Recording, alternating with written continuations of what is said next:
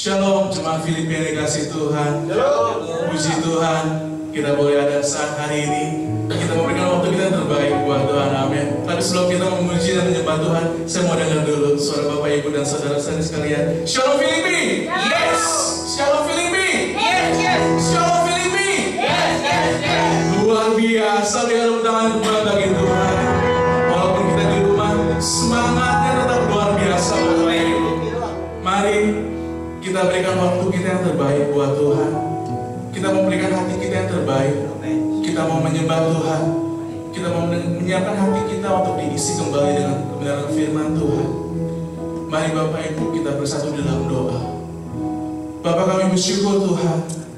Terima kasih buat setiap penyertaan tangan Tuhan. Kami boleh ada Tuhan saat hari ini itu semua hanya karena kemurahan daripada-Mu. Biarlah Tuhan, setiap pujian kami, setiap rasa syukur kami, itu semua boleh berkenan di hadapan kami, Bapa. Terima kasih Tuhan, terima kasih. Kami mohon pujian, segala pujian syukur hanya bagi-Mu ya Tuhan. Amin. Bersama kita katakan, segala pujian syukur bagi-Mu. Kau hadir dalam hidupku. Kini ku datang sujud di hadapan-Mu, memuji-Mu, menyembah-Mu. Yesus, ku menyembah-Mu. Kita buat pujian ini kembali dari awal. Katakan, Yesus, kemuliaan-Mu. Yesus, kemuliaan-Mu. Pulihkan hatiku.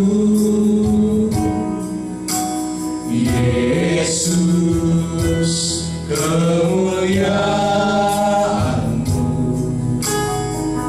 Berkati hidupku. Katakan pujian ini kembali dari awal. Yesus, Yesus, kemuliaan-Mu. Pulihkan hatiku. Yesus, kemuliaan-Mu. Berkati hidupku. Segala pujian syukur bagi-Mu. Kau hadir dalam hidupku. Kini ku datang sujud di hadapan-Mu, memuji-Mu, menyembah-Mu. Yesus, ku menyembah-Mu. Kita pujian ini kembali dari awal. Katakan, Yesus, kemuliaan-Mu. Pulihkan hatiku. Yesus, kemuliaan-Mu. Berkati hidupku Tuhan. Berkati hidupku. Segala pujian syukur. Segala pujian syukur bagi-Mu. Kau hadir dalam hidupku. Kini ku datang sujud di hadapan-Mu, memuji-Mu, menyembah-Mu. Yesus, ku menyembah-Mu. Segala pujian, segala pujian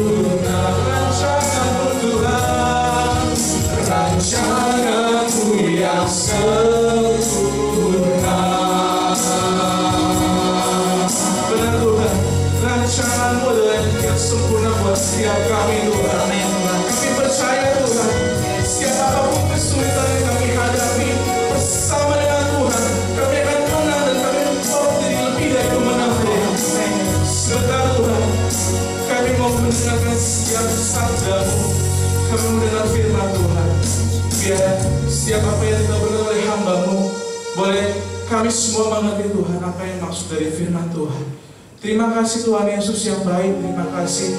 Inilah doa kami. Haleluya. Amin. Amin.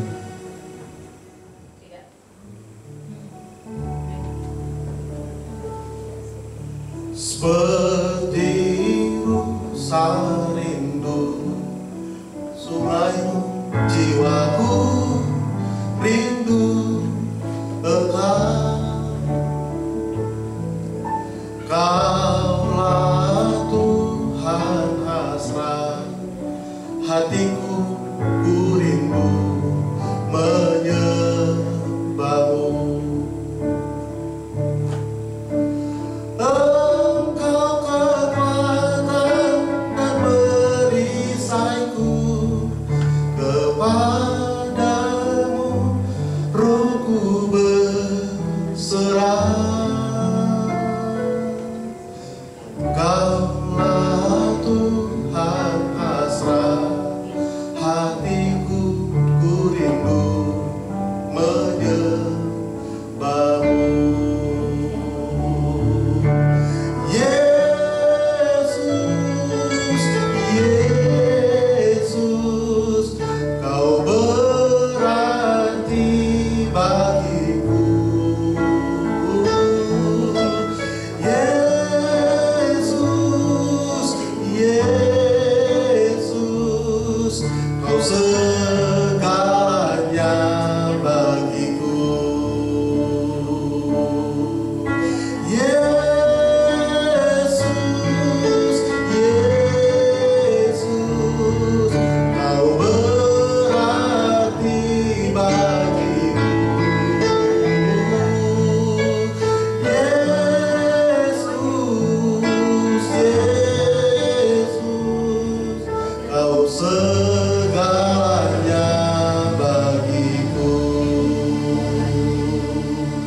Kau segalanya bagiku, Kau segalanya bagiku.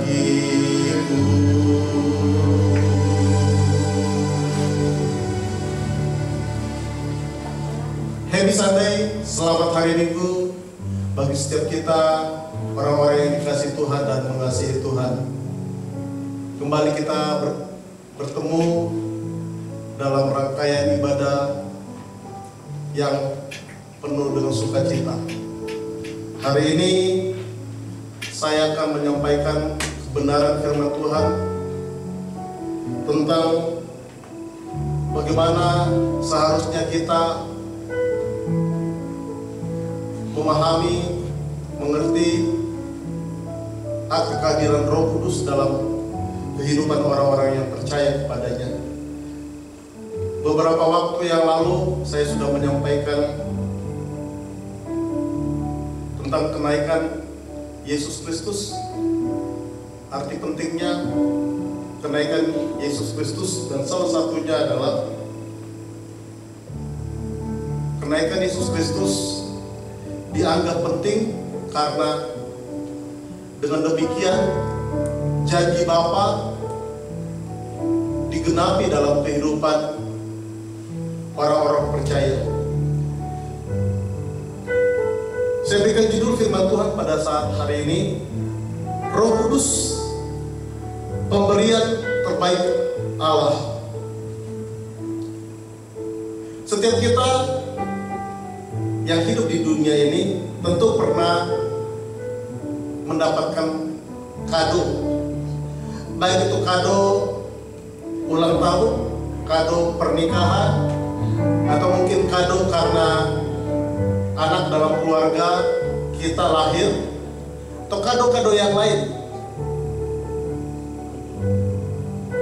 Dan tentunya mungkin ada orang yang berkata, waduh, saya nggak perlu ada kado, yang penting yang mentanya aja.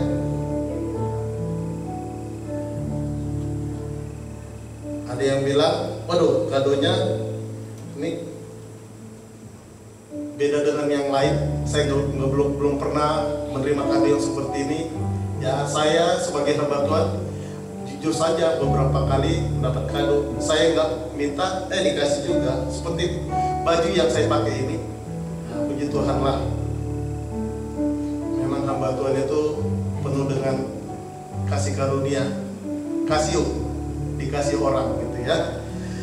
Tapi hari ini saya berbicara tentang pemberian yang terbaik dalam kehidupan orang-orang Kristen. Pemberian yang terbaik yang diberikan oleh Bapa di surga adalah dirinya sendiri.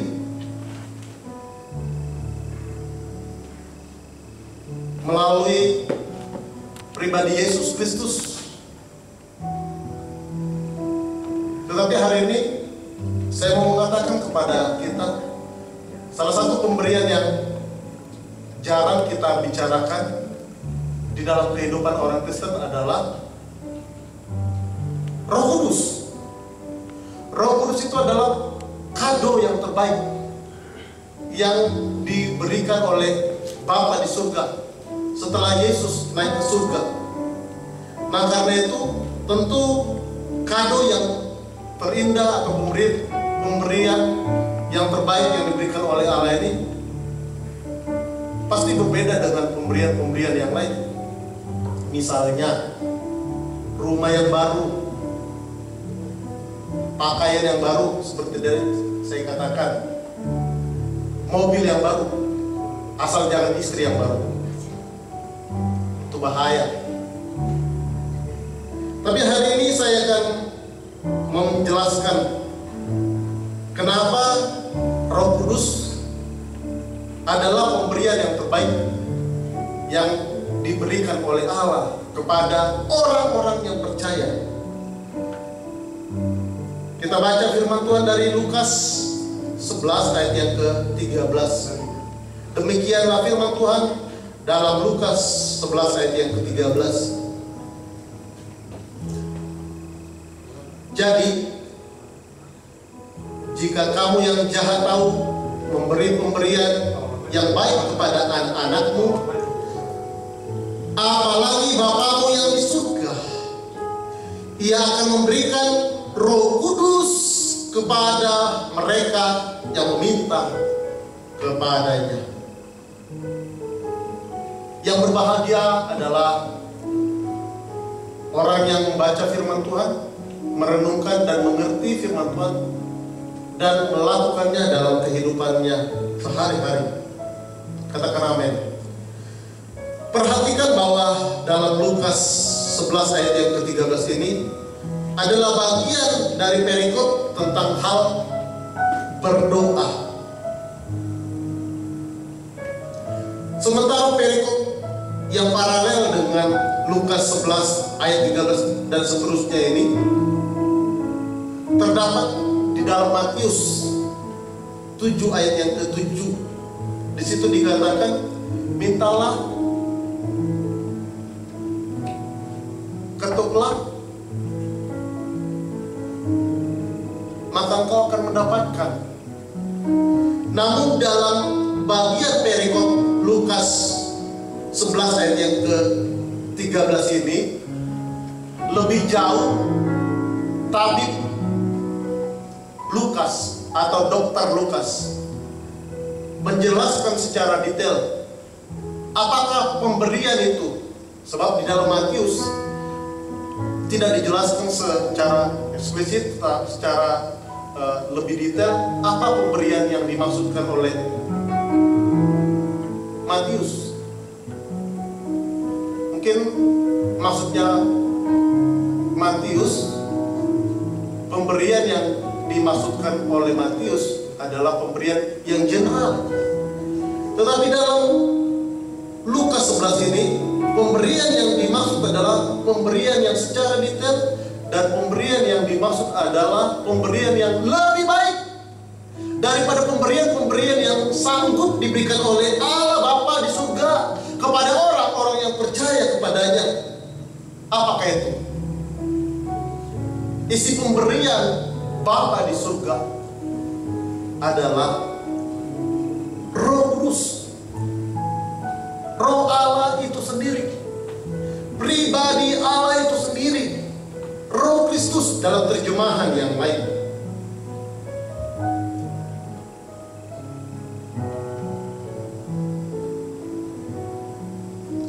Karena itu saya mau pastikan kepada setiap kita bahwa kita harusnya bangga kepada Tuhan kita, kepada Bapa kita di surga, seperti ayah atau seperti Bapa sayang kepada anak-anaknya. Seorang Bapa yang baik akan memberikan pemberian yang terbaik bagi anak-anaknya. Bukan hanya sekedar ayah bekerja untuk memenuhi segala kebutuhan anak-anaknya dari kecil sampai dia besar, menginjak dewasa, dan anak ini bisa mandiri. Bukan. Tapi Bapa menyediakan pemberian kado yang terbaik, yaitu dirinya sendiri, Rohnya sendiri.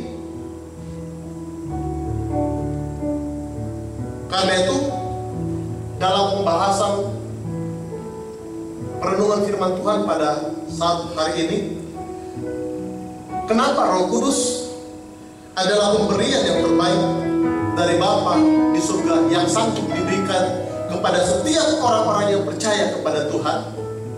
Yang pertama, karena Roh Kudus sanggup menyadarkan kita akan dosa-dosa kita, akan kelemahan-kelemahan kita. Dalam Yohanes 16 ayat yang ke-8, terjemahan baru, dikatakan dalam Yohanes 16 ayat yang ke-8, dan kalau Ia datang, siapa itu Ia? Ia yang dimaksud adalah Roh Kudus. mengisapkan dunia akan dosa, kebenaran, dan penghakiman. Mengisapkan dalam terjemahan yang asli ada kata elenko yang punya pengertian paling tidak ada 3. Yang pertama, menyadarkan. Ada orang-orang di dunia ini yang tak sadar-sadar. Dia tak sadar bahwa hidupnya hampir saja binasa. Dia tak sadar bahwa tingkah lakunya menyebabkan dia menjauh daripada Tuhan, menjauh dari hadirat Tuhan. Tapi ketika Roh Kudus hadir di dalam kehidupan orang-orang percaya, bahkan orang yang tidak percaya, Roh Kudus sanggup mengubahkan orang yang tidak percaya menjadi percaya. Roh Kudus sanggup melembutkan hati yang keras menjadi lembut. Roh Kudus sanggup mengubahkan karakter seseorang yang bengis, yang kasar.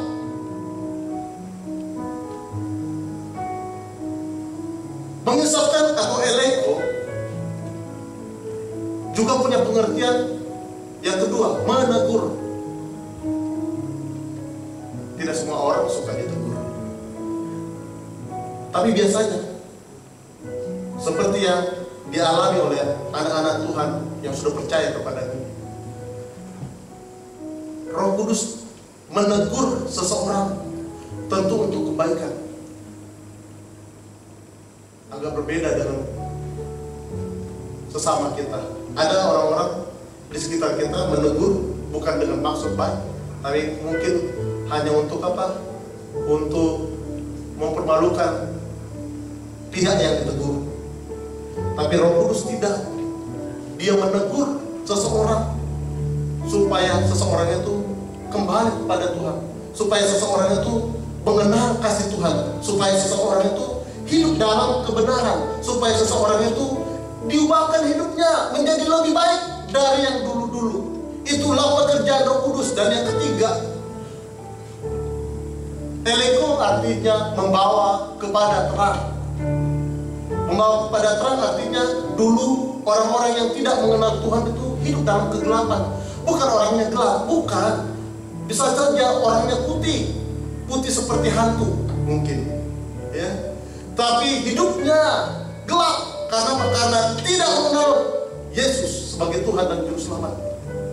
Tapi ketika Roh Kudus menyadarkan seseorang akan dosanya, menyadarkan seseorang akan kelemahannya, menyadarkan seseorang akan kemunafikannya, maka dia dibawa pada terang yang ilahi, sehingga hidupnya menjadi terang, sehingga hidupnya menjadi berkat bagi orang-orang di sekitarnya, sehingga orang mengatakan, hebat tuh orang, sejak ketemu dengan Tuhan Yesus, sejak ketemu dengan kekristenan, hidupnya diubahkan oleh Tuhan. Itulah pekerjaan Roh Kudus. Oleh karena itu saya menyimpulkan bahwa hanya Roh Kudus yang sanggup melakukannya. Bukan istri, bukan suami, bukan anak-anak kita yang bisa mengisahkan kita akan kelemahan kita, yang bisa mengisahkan kita akan dosa-dosa kita, yang bisa mengisahkan kita akan kemunafikan kita, adalah Roh Kudus. Meskipun Tuhan bisa memakai keluarga kita, Tuhan bisa memakai pasangan hidup kita, Tuhan bisa memakai anak kecil, bahkan Tuhan bisa memakai kuda yang dipakai oleh Bileam. Tapi hari ini Tuhan mengajarkan kita, menyadarkan kita bahwa yang melakukannya itu adalah Roh Kudus, Roh Allah itu sendiri. Dan ketika Roh Kudus turun, maka harusnya terjadi pemulihan atas orang yang diurapi itu, atas orang yang ditemui oleh Roh Kudus itu. Saya bisa memberi contoh seperti yang dialami oleh Saulus. Saulus atau yang sering disebut Paulus, ya. Ada orang bilang dulu namanya Saulus, sekarang jadi Paulus. Kenapa? Karena dia bertobat? Tidak, salah. Saulus itu nama orang Ibrani. Tapi ketika dia disebut Paulus, itu karena dia ada di kalangan orang Yunani. Jadi sama itu istilahnya, ya. Bukan karena ada perubahan yang signifikan dari dia bertobat, dari yang tidak bertobat menjadi bertobat, bukan. Ya, saya kasih tahu saja. Jadi bukan karena dia bertobat maka ganti nama. Ya kan biasanya gitu. Orang-orang Kristen, aku pengen dibaptis, tapi syaratnya apa? Saya harus ganti dari nama saya M jadi apa? K, gitu ya kan? Dari nama Rizal jadi apa? Jadi mungkin namanya trending, Kristen banyak lah. Rafael, apa segala macam. Enggak. Nama yang sudah digariskan oleh orang tua kita, udah pakai saja lah. Siapa saja namamu, yang penting kau sudah di dalam Tuhan, engkau pasti berubah. Kalau Roh Kudus sudah menjamamu, nama yang jelek sekalipun Tuhan bisa ubahkan. Ya. Karena itu hari ini kita tahu kehadiran Roh Kudus yang sanggup memulihkan semua orang yang jatuh dalam dosa. Karena itu bagi saya akan terima semua orang dari latar belakang apa saja. Kenapa? Karena Tuhan Yesus juga seperti itu. Karena Roh Kudus juga seperti itu. Menerima setiap orang dari latar belakang apa saja. Kenapa? Karena kalau sudah dijaga oleh Roh Kudus, tidak ada satupun yang bertahan di hadiratnya. Kekerasan hati sekalipun dia sanggup mengubahkannya. Karena itu jangan pernah apatis, jangan pernah merasa bahwa seseorang ini nggak mungkin bisa berubah. Kalau bagi Tuhan tidak ada yang mustahil. Dan itu dikerjakan oleh Roh Kudus. Karena itu jangan lihat dari penampilannya, jangan lihat dari luarnya, kawan. Jangan lihatlah bahwa suatu kali orang tersebut sanggup diubahkan oleh Roh Kudus. Karena itu mari setiap kita yang percaya kepada Tuhan, yang mendengarkan suara Tuhan pada saat hari ini, mintalah supaya Roh Kudus terus memperbarui hidup kita, menginsafkan kita dari dosa-dosa lama kita, supaya kita tidak lagi hidup dalam dosa-dosa lama kita. Memang selalu kita bisa melakukan dosa, tetapi ketika Roh Kudus ada dalam hidup kita, maka seperti yang dikatakan oleh Martin Luther, burung bisa terbang melewati kepala saya, tapi burung tidak boleh hinggap di kepala saya, apalagi dia membuang kotoran di kepala saya. Artinya apa? Ketika kita sudah dipenuhi oleh Roh Kudus, maka kedagingan kita, hal-hal yang buruk, kotoran-kotoran yang ada dulu bercokol dalam hati dan pikiran kita, pikiran kotor kita. Ketika Roh Kudus hadir dalam hidup kita, itu semua bisa diperbarui. Dosa bisa saja lewat di hadapan mata kita, ya. Karena kita tidak bisa melarang orang berpakaian seksi. Kita tidak bisa melarang orang melakukan hal yang membuat kita jadi bernafsu untuk melakukan hal yang seperti zaman dulu. Mungkin kita emosi di tengah jalan, tapi kalau sudah Roh Kudus yang menguasai hidup kita bisa mulai tenang. Kita nggak gampang marah di tengah jalan. Kenapa? Karena Roh Kudus membantu kita dengan kekuatannya, sehingga kelemahan kita makin lama makin hilang kadar dan kualitasnya. Katakan amin. Yang kedua, kenapa Roh Kudus adalah pemberian Allah yang terbaik atau kado yang terbaik yang diberikan oleh kepada anaknya, kepada orang-orang yang percaya kepadanya. Yang kedua adalah Dia akan memimpin kita kepada kebenaran. Dia akan memimpin kita, Roh Kudus akan memimpin kita kepada kebenaran. Di dalam Yohanes 16 ayat yang ke-13, Yohanes 16 yang ayat yang ke-13, kita sama-sama membacanya. Yohanes 16 ayat yang ke-13 berkata, tetapi apabila ia datang, yaitu Roh kebenaran, ia akan memimpin kamu ke dalam seluruh kebenaran, sebab ia tidak berkata-kata dari dirinya sendiri, tetapi segala sesuatu yang didengarnya, itulah yang dikatakannya, dan ia akan memberitakan kepadamu hal-hal yang akan datang. Jadi artinya, yang kedua, Roh Kudus, pemberian Allah yang terbaik dalam kehidupan kita.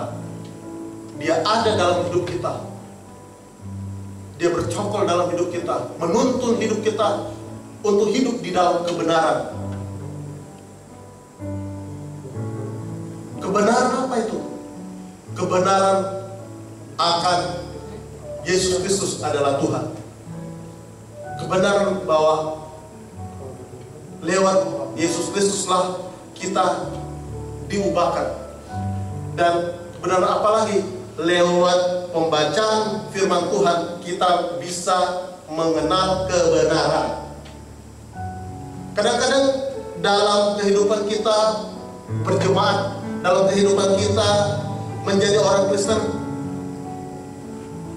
kita membaca firman Tuhan, dan firman Tuhan itu sepertinya kita nggak ngerti. Kita nggak mengerti pemahaman Alkitab yang kita sudah baca. Tetapi ketika kita meminta kepada Roh Kudus, tuntun aku supaya mengerti kebenaran firman Tuhan ini, apa yang saya dapatkan untuk saya lakukan di dalam kehidupan saya hari ini, maka Roh Kudus akan menuntun kita untuk apa? Hidup. Untuk apa? Untuk mengerti kebenaran firman Tuhan dan melakukan kebenaran firman Tuhan itu.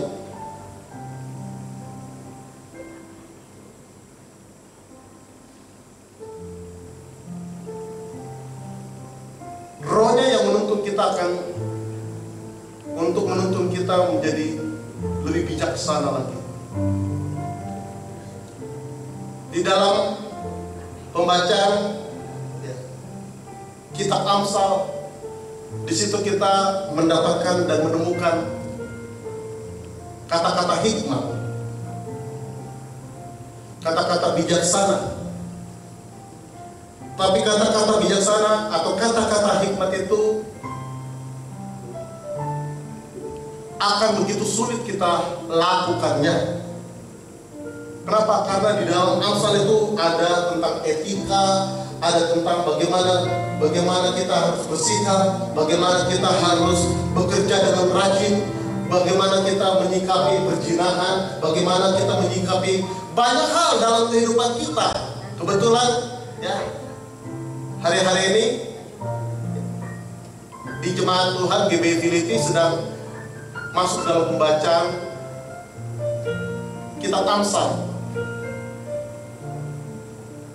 Bagaimana kita bisa mengerti dan bagaimana kita bisa mengaplikasikannya dalam kehidupan kita kalau tidak dituntun oleh Roh Kudus. Oleh karena itu, ada lebih baik ketika kita mau membaca satu bagian perikop, satu bagian pasal Alkitab, kita minta tuntunan Roh Kudus untuk memahami kebenaran firman Tuhan, sehingga kita tidak akan bosan-bosannya membaca firman Tuhan, tidak akan pernah bosan-bosannya merenungkan firman Tuhan. Kenapa? Karena ada saja hikmat yang diberikan oleh Tuhan ketika kita dituntun oleh Roh Kudus melakukan firman Tuhan dalam kehidupan kita. Itu Alkitab sepertinya seolah-olah membuat kita menjadi bergairah. Kenapa? Karena firman Tuhan itu kita mengerti sedetail-detailnya. Ada hal-hal yang baru yang akan kita temukan ketika kita dituntun oleh Roh Kudus memahami Alkitab, memahami firman Tuhan. Saya mendapatkan satu peristiwa beberapa hari ini. Saya jujur saja sebagai hamba Tuhan, baru kali ini saya menemukan dalam kitab Amsal tentang pribadi Yesus. Saya sudah katakan dalam khotbah saya beberapa waktu yang lalu, di dalam Amsal 8. Di situ pribadi yang begitu hidup, namanya Yesus. Sekarang kita tahu namanya Yesus. Amsal 8 itu mengatakan dia sudah ada sebelum dunia diciptakan. Bahkan dia ikut bersama-sama dengan Allah menciptakan alam semesta, jagat raya. Nah, hari ini biarlah kita mau dituntun oleh Roh Kudus supaya kita dipimpin dalam kebenaran dan hidup dalam kebenaran. Yang ketiga, bagaimana kita mengerti bahwa Roh Kudus itu adalah pemberian Tuhan atau pemberian Allah yang terbaik dalam kehidupan orang Kristen. Roh Kudus yang menjadikan kita anak-anak Allah. Roh Kudus yang menjadikan kita anak-anaknya, anak-anak Allah. Dalam Roma 8 ayat yang ke-14 sampai dengan yang ke-15. Roma 8 ayat yang ke-14 sampai dengan ayat yang ke-15 berkata, semua orang yang dipimpin oleh Roh Allah, perhatikan, semua orang yang dipimpin oleh Roh Allah adalah anak Allah. Sebab kamu tidak menerima roh perbudakan yang membuat kamu menjadi takut lagi, tetapi kamu telah menerima roh yang menjadikan kamu anak Allah. Ditegaskan sekali lagi, ketika kita hidup dalam roh, kita dituntun oleh roh, kita diingatkan bahwa kita ini adalah anak-anak Allah. Dan yang selanjutnya, oleh roh itu kita berseru apa? Ya Abah, ya Bapa. Waduh, betapa indahnya hidup dalam kekristenan. Kita sambung, ya, kita ingat, kita diingatkan oleh Roh Kudus bahwa kita ini adalah anak-anak Allah. Yesus adalah anak Allah yang tunggal atau anak Allah yang sulung dari antara anak-anak Allah. Tapi kita juga anak-anak Allah. Katakan amin. Kenapa kita anak-anak Allah? Karena kita melakukan perintahnya. Karena Roh Kudus ada dalam kehidupan kita. Jadi sejak kita percaya kepada Tuhan, status kita berubah, kawan. Status kita berubah, Bapak Ibu. Status kita sekarang ini menjadi anak-anak Allah. Karena apa? Karena ada Roh di dalam kehidupan kita, Roh Kudus dalam kehidupan kita. Itu yang membuat kita berani menghadap Tuhan. Kita tidak perlu lagi ada imam-imam seperti perjanjian lama, meskipun di dalam gereja akan selalu ada gembala. Fungsinya apa? Menuntun, mengarahkan kita supaya kita bersama-sama. Tapi sesungguhnya ketika Roh Kudus ada dalam kehidupan kita, harusnya kita berani berkata kepada Tuhan kita, Bapa di surga, ya Abah, ya Bapa. Segala permintaan kita, segala keinginan kita boleh damai. Kita boleh minta langsung kepadanya, tidak harus melalui pendeta. Kenapa kita harus melalui pendeta? Karena mungkin iman kita masih lemah. Tapi ketika iman kita sudah kuat, nggak perlu lagi ada pendeta. Yang harus kita minta teleponin WA. Itu pendeta bisa mati muda kalau tiap saat kita hubungin. Seolah-olah kita nggak punya iman, seolah-olah kita nggak ngerti kebenaran firman Tuhan, bahwa ketika kita menjadi orang percaya, kita disebut anak-anak Allah. Katakan amin. Karena itu Roh Kudus yang membuat kita tersambung, terkoneksi. Ibarat kita punya internet, ketika ada internet kita tersambung dengan online, kita tersambung dengan berbagai hal-hal. Karena itu kita bersyukur punya Bapa di surga yang telah memberikan kado yang terbaik. Dan yang keempat, Roh Kudus diberikan kepada kita sebagai kado, sebagai pemberian yang terbaik yang diberikan oleh Allah kepada kita, yaitu ketika kita diajarkan berdoa. Di dalam Roma 8 ayat yang ke-26, Roma 8 ayat yang ke-26, doa tanpa disertai urapan Roh Kudus terasa hambar. Dikatakan begini, demikian juga Roh membantu kita dalam kelemahan kita, sebab kita tidak tahu bagaimana sebenarnya harus berdoa, tetapi Roh sendiri berdoa untuk kita kepada Allah dengan keluhan-keluhan yang tidak terucapkan. Sekarang saya bilang, doa terasa hambar kalau tidak disertai pengurapan Roh Kudus. Maka karena itu, mari kita meminta kepada Roh Kudus, kepada Tuhan. Ketika kita ingin berdoa kepada Tuhan, mintalah kepada Roh Kudus supaya mengajar kita perkataan-perkataan kita, perkataan-perkataan yang baik, perkataan-perkataan yang menyenangkan hati Tuhan. Kenapa? Karena kita telah diajarkan oleh Roh Kudus. Roh Kudus memberikan kekuatan kepada iman kita. Lewat apa? Lewat doa. Sehingga doa kita doa yang penuh semangat, doa yang penuh pengharapan, doa yang menggebu-gebu. Karena apa? Karena kita memintanya Roh Kudus yang memberikan kegairahan kepada kita. Dan ketika kita ada di dalam pengurapan Roh Kudus, Yesuslah yang menjadi pengantara hidup kita kepada Bapa di surga. Yesuslah yang membela kita dalam segala kelemahan-kelemahan kita. Bahkan Yesus atau Roh Kudusnya menjadi pendoa syafaat bagi kita di surga. Sebagaimana di dalam Roma 8 ayat 27 dan ayat 34. Apakah kita tidak berharap Roh Kudus dicurahkan atas hidup kita? Saya rindu setiap kita yang di tempat ini, terimalah Roh Kudus. Sebelum segala sesuatunya terjadi, minta Roh Kudus. Terimalah Roh Kudus. Apapun yang terjadi dalam hidup kita, baik dalam keadaan susah, dalam keadaan apapun, dalam situasi yang seperti ini, kita yakin mempercaya kalau ada Roh Kudus dalam kehidupan kita, kita akan kuat menghadapi badai-badai dalam kehidupan kita. Kita akan kuat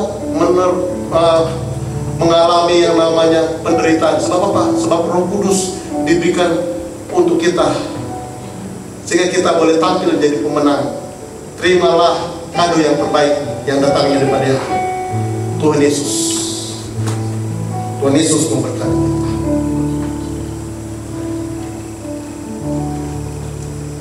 Terima kasih. Bapa, di dalam nama Tuhan Yesus Kristus, kami menyerahkan pemberitaan firman Tuhan ini kepadamu. Kami percaya biarlah pengurapan daripada Roh Kudus dicurahkannya kepada setiap kami yang mendengarkan firman Tuhan pada saat hari ini. Setiap kami yang mempercayai Roh Kudus,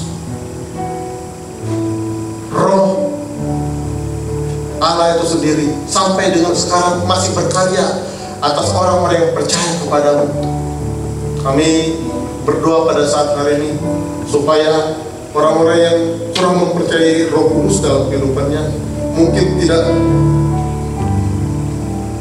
menggunakannya secara aktif dalam kehidupan mereka.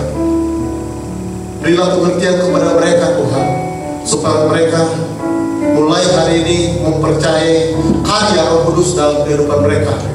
Berkatilah setiap jemaatmu yang mendengarkan firman Tuhan ini, mereka tampil menjadi pemenang, menjadi anak-anak Allah yang berani menghadapi segala persoalan, sebab Roh Kudus ada dalam kehidupan mereka. Demi nama Tuhan Yesus Kristus kami berdoa dan mengucapkan syukur. Terimalah berkat yang datangnya daripada Allah Bapa, cinta kasih daripada Tuhan kita Yesus Kristus, penyertaan penghiburan daripada Allah Bapa lewat Allah Roh Kudus dicurahkannya kepada setiap kita. Itulah yang membuat kita menjadi orang-orang perkasa di muka bumi ini sampai Tuhan Yesus datang kembali menjemput setiap kita. Yang percaya kita katakan bersama-sama, amin. Selamat hari Minggu, happy Sunday. Tuhan Yesus memberkati.